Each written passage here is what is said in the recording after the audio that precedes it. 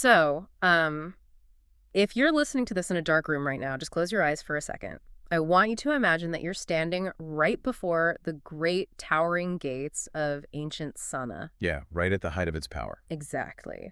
The sun is at the very top of its arc. It is beating down on this metropolis that is just, bursting with life. This is the capital of the kingdom, and under the reign of King Hammurabi, it's this luminous beacon of progress. It's a vivid picture. It really is. You walk through the market squares and you are just surrounded by this absolute riot of color and scent. I mean, there are bolts of shimmering silk unrolling in the morning light. Right. Pungent mounds of exotic spices everywhere. Yeah, heavy jars of pale gold and olive oil. On the surface, if you just look around, it's a city of profound peace. But if you look closer, right at the edges of the light, there's this dark shadow of anxiety A moving. really heavy shadow. Right, a shadow that just never quite dissolves. And that's because peace, especially in this specific era, is just a terribly fragile architecture. And that shadow actually has a name. It's Nebuchadnezzar. Right, the king of Babylon. Exactly, the formidable sovereign of Babylon. And his armies are gathering up in the north. The threat he poses isn't just a border dispute. It is existential, and you can feel it seeping into the very groundwater of Sana. It's tense, which, brings us to why we are here today. You sent us this absolutely fascinating stack of notes and chapter excerpts, plus your own research into a really pivotal sequence from the book Chasing Death. That's one of my favorite sections. Oh, it's brilliant. And our mission for this deep dive today is to really unpack the core insights from this material. I mean, we are looking at a masterclass in narrative tension today. We're exploring this high-stakes game of espionage and looking at how a single, well-placed secret can, just completely dismantle a kingdom from the inside out. Yeah, and to really understand what our protagonist, Zayn, is actually walking into, we have to map out that geopolitical reality you highlighted in your notes. Right. Because King Hammurabi, he is a rare kind of ruler. Historically, power in this region is almost always maintained through brutality, right? Just absolutely an iron fist. Exactly. But Hammurabi has always placed the hearts of his people above the temper of his blades. When he took the throne, he poured all his energy, all his wealth, his focus into domestic prosperity. He actually wanted to improve the lives of his subjects. But there's a really heavy cost to that kind of noble devotion, isn't there?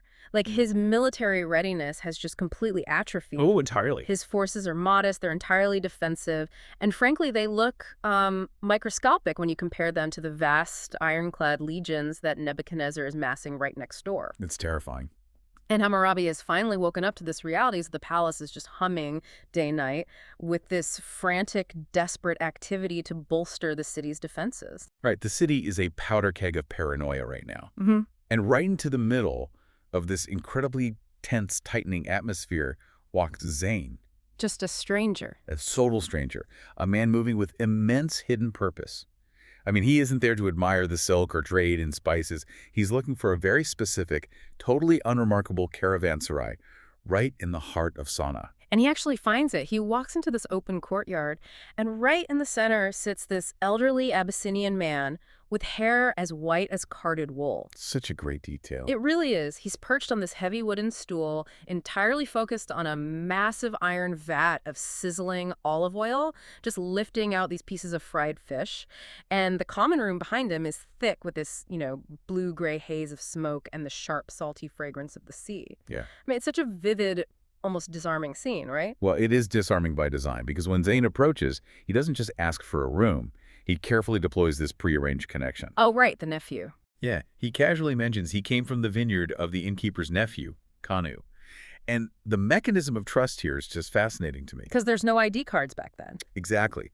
In an era before digital verification or passports, a shared familial connection was the ultimate background check. So the old man's face just immediately opens up into this wide, completely unguarded smile, and he warmly welcomes Zayn to sit. Okay, but I actually struggled a bit with this section in the materials you sent us. Really? How so? Well, Zayn isn't just looking for a place to sleep, right? He is a highly trained operative trying to infiltrate a royal court that is actively preparing for an existential war. Right. Yet he spends his time setting up this tiny, humble medical clinic in an empty attic room at the back of the inn. And then he literally spends weeks treating the wives of noblemen from Hammurabi's court. Yeah, the noble women. My question is, like, why? Zayn has this incredibly tight window. Why is a master spy wasting weeks treating wealthy socialites instead of, bribing guards or mapping the armory or tracking troop movements? It seems like a waste of time. Exactly. It feels like a massive misallocation of his extremely limited resources. I get why you'd think that. It seems counterintuitive until you analyze the actual mechanics of how an authoritarian regime functions. Okay. You're thinking about traditional military intelligence, right? Yeah. But Zayn is hunting for something much more vital. He is mapping the decision-making apparatus of the state itself. Oh, I see. In a monarchy, true power doesn't reside in an institution or a building. It resides in a single human mind, the king's mind. And the noblewomen Zayn is treating, they are directly proximate to that mind. Right. They see the king when the armor is off. Exactly. They observe the king and his inner circle when their guards are completely down.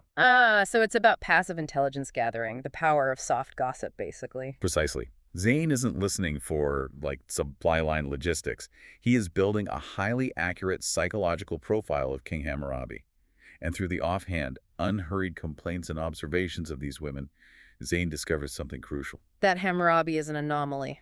Yes. He isn't a puppet manipulated by his generals or his high priests, which is common. He listens to counsel, sure, but he possesses this fiercely independent judgment and a really decisive will. That makes a lot of sense. Because if you try to bribe a guard or map an armory, you create a physical footprint. You risk exposure immediately. Right. But by acting as a humble physician, the intelligence literally walks through his door and lies down on his treatment table. He's learning exactly how the king's mind works, which is the exact currency he's going to need when he finally makes his move. But, the problem with passive intelligence gathering is that it requires a tremendous amount of time. Yeah, time for the web to catch a fly. Exactly. And time is a luxury that Zayn is about to completely run out of. Which brings us to the timeline collapse. I mean, the pacing here just accelerates so fast. It gives you whiplash. It really does. A month goes by in that attic. There's no word from his allies. And then one afternoon, the atmosphere in the clinic just entirely shifts. A stranger walks in. Yeah, cloaked in heavy robes, his face completely obscured by a cloth wrap. He just waits quietly until the waiting room empties out. And when Zayn approaches, the man draws back his veil, and it's Yurka. A ghost from his past. Right. And Yurka brings news that acts as this violent catalyst. They retreat to a private room, and the geopolitical stakes we talked about earlier, they suddenly just crash down onto Zayn's shoulder. The pressure becomes suffocating. Unbearable. Yurka reveals that Ashur has gathered the loyal remnants of their army, but Babylonian spies have confirmed that Nebuchadnezzar intends to strike Yemen this very year. Yeah, the timeline is gone. Zayn tries to manage the panic. He tells Yurka, look, I can reach the king's inner circle in a month or two if I just maintain this cover. But Yurka shuts that down immediately. Zayn is forced to promise that he will forge an alliance with the king by spring. Which is almost impossible. Right. And he also learns that the prince and queen are alive, but they're basically living like ghosts. They're hidden away in a cellar, coming out only at night to walk among the vines. It's a masterclass in narrative tension, honestly. But look at the strategic shift this forces on Zayn.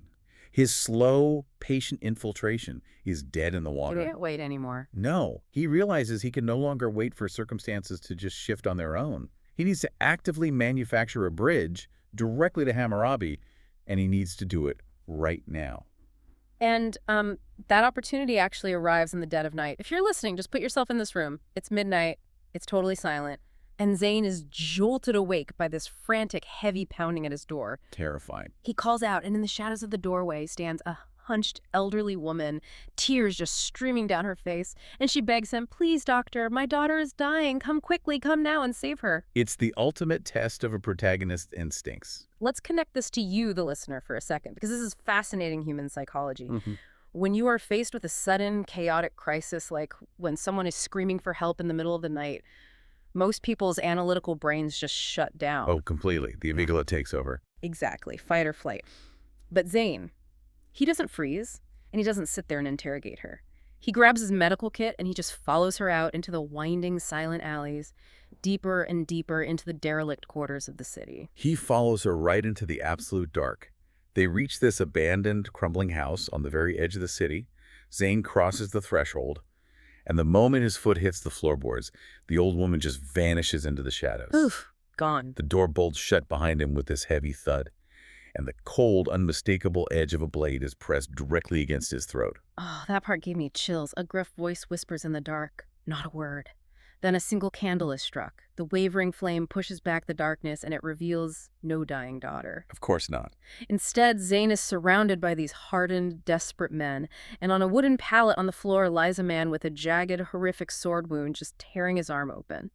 The leader gives Zayn a really simple binary choice. Heal the man and walk away with silver. Right. Or refuse or breathe a single word of this to anyone, and they will cut his throat and burn his clinic to ashes. Let's pause and unpack the mechanics of composure here, because I think this is where the character work truly shines.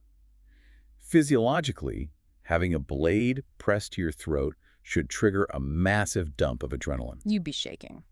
Panic happens when the brain perceives an unmanageable, unpredictable threat. But the text explicitly notes that Zayn feels no fear in that moment. Why? Because he instantly maps the power dynamic in the room. He realizes they don't actually hold the power. Exactly. If they wanted him dead, he would have been killed quietly in the alley. They went through the elaborate theater of the crying woman because they desperately need a functional, living physician. Oh, yeah. Zayn's training allows him to compartmentalize the physical threat and focus solely on his utility. He washes the wound with hot water. He applies his salves. His hands are terrifyingly steady. And because he projects such complete subservient calm, the men make a fatal psychological error. They start talking. And they do. They converse freely in a foreign tongue, entirely confident that this simple, frightened Syrian street healer cannot possibly understand them. But he does. Zayn understands every single syllable. Because these aren't street thugs. No. They are Babylonian spies. They are the very vanguard of Nebuchadnezzar's invasion force. And as Zayn sews up the man's arm, he overhears the entire architecture of an assassination. They confirm that on the night of the upcoming Nowruz festival, when King Hammurabi is exhausted from all the day's rituals and celebrations, they're going to slip into the royal bedchamber. To sever the head of Yemen. Exactly, to clear a bloodless path for the Babylonian army. You know, I love how this sequence operates. It reminds me of the martial art of Aikido. Oh, that's a great comparison. Right. In Aikido, you don't block a larger opponent's strike with brute force. You step off the line of attack and use their own forward momentum to throw them. Zayn is trapped. His timeline was completely destroyed by Yorka's arrival, and suddenly he is handed the momentum of this Babylonian assassination plot. He just has to figure out how to redirect that energy to bypass Hammurabi's guards. That is a brilliant analogy. Yeah. But, to execute that redirection, he has to actually survive the night. He finishes the bandage. The leader flicks a few silver coins onto the dirt floor at Zayn's feet and just reiterates the death threat. And Zayn's performance here is flawless. I mean, he doesn't scowl. He doesn't act overly terrified either, which actually breeds suspicion. That's a good point. He just smiles with this forced, brilliant humility. He scoops up the coins and says, "I am a simple healer, sir. I value my life far too much for gossip." He intentionally makes himself entirely insignificant in their eyes. So they let him walk out. Yeah. But possessing the intelligence is only half the equation, right? The true challenge is the delivery. Oh, absolutely. How does an unknown foreign physician just walk up to a paranoid monarch who is surrounded by guards preparing for war and deliver a warning without being executed as a madman or a spy himself? Which brings us to the morning of the Nowruz festival. The city wakes up to this bright blare of trumpets and the pounding of ceremonial drums. Through the clinic, Zayn learns that King Hammurabi is going to be making a grand public procession to the Holy Temple. His only window. Zayn knows this is it. He navigates the dense crowds, enters the temple courtyard, and positions himself behind a broad stone pillar near the entrance, and he waits. Hours pass. The visual contrast here is so striking. You have Zayn perfectly still in the shadow of a pillar, while this massive royal procession erupts into view. Hammurabi is carried upon a golden throne borne on the shoulders of towering Abyssinian guards. Wearing a crown of solid gold. Right. And his expression is stern, composed, absolutely regal. And as the throne draws level with his pillar, Zayn executes the gamble. He steps out from the shadows directly into the path of the procession. Literally risking his neck. He bows deeply and shouts at the top of his lungs, "Long live the king!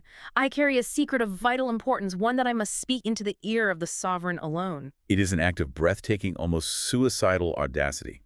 And the physical reaction of the court is instantaneous. The guards descend on him. A soldier draws a sword, fully poised to sever Zayn's head right there on the temple steps for daring to halt the king. And this can be goosebumps. Hammurabi's voice rings out over the chaos. Stop!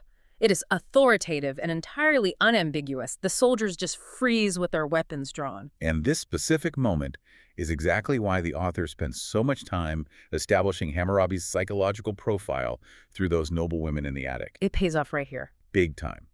If Hammurabi were like Nebuchadnezzar, a ruler governed by cruelty and a really fragile ego, Zayn would have been killed instantly for the perceived disrespect. But the text explicitly contrasts the two kings. Where Nebuchadnezzar's face always wore the hungry look of a man unacquainted with mercy, Hammurabi's is the face of a civilized, thinking ruler. Because he relies on his own independent judgment, he doesn't just let standard security protocols dictate the outcome. He pauses. He looks down at Zayn with these sharp, measuring eyes, and he asks who he is and what could possibly warrant this massive disruption. Hammurabi is analyzing the anomaly. A madman screams wildly. An assassin strikes silently. But this man bowed, spoke clearly, and demanded an audience. It just doesn't fit the pattern of an immediate threat, so Hammurabi's curiosity and intellect override his guard's trained paranoia. Zayn stays bowed. He speaks clearly. He says, "I am a physician, Your Majesty. I carry a secret that burns in my chest, one that can only be spoken in the strictest privacy." And the Aikido move works. Hammurabi orders his guards to bring Zayn into the inner sanctum of the temple.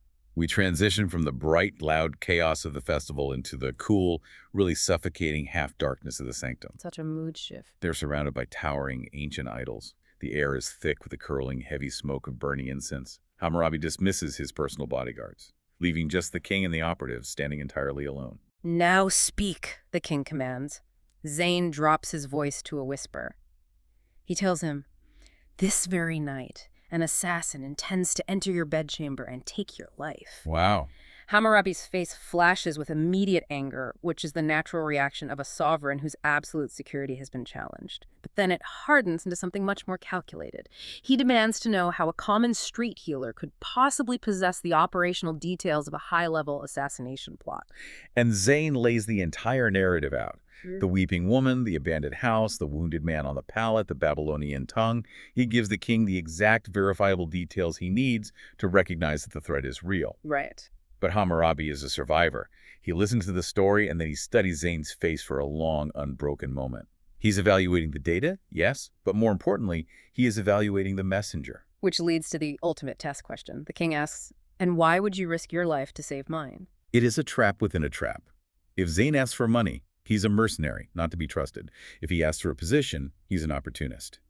How he answers will determine whether he leaves that room alive. And Zayn's answer is just a masterstroke of diplomatic psychology. His voice remains level, completely unhurried. He says, "Because I wish for the king to live. A king who labors for the prosperity of his people, as you do, is a rare thing in this world. Such a man is not easily replaced." He appeals directly to Hammurabi's deepest values. He validates the very legacy the king has sacrificed his military readiness to build, and Hammurabi is visibly moved by the young man's sincerity. He makes his decision. "Very well," the king says. "Tonight you will remain with me in my bedchamber." We really can't forget that Hammurabi is still a monarch facing an existential war. He isn't naive. No, he is not. There is a layer of absolute cold iron beneath his compassionate exterior.